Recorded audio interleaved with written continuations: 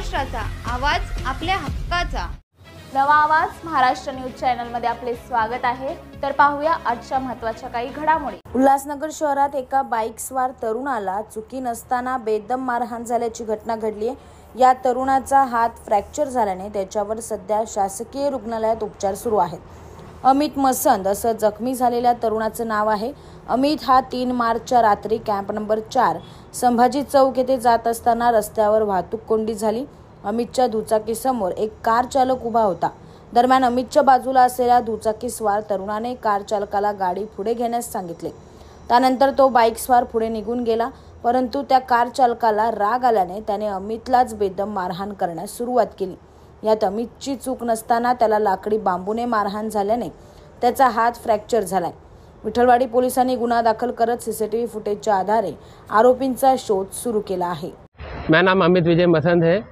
मैं रहता हूँ उल्लासनगर 5 प्रभात गार्डन के यहाँ पे पैनोरमा अपार्टमेंट में. मैं जा रहा था अपने भाई के घर पे संभाजी चौक पे.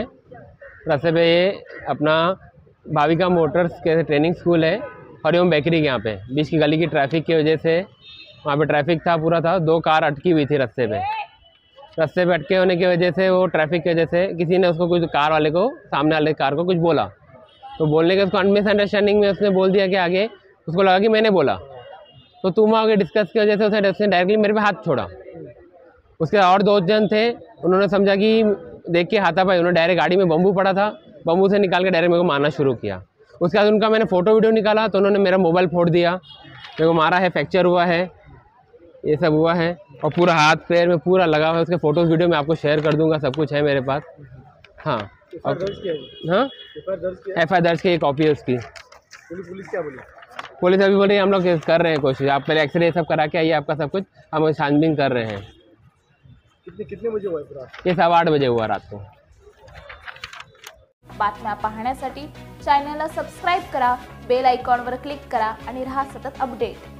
तुमच्या परिसरातील काही घडामोडी किंवा समस्या असतील तर आमच्या वृत्तवाहिनीला संपर्क करा आणि तसेच सतत अपडेट राहण्यासाठी आमच्या वृत्तवाहिनीला सबस्क्राईब करा आणि बेल आयकॉन दाबायला विसरू नका.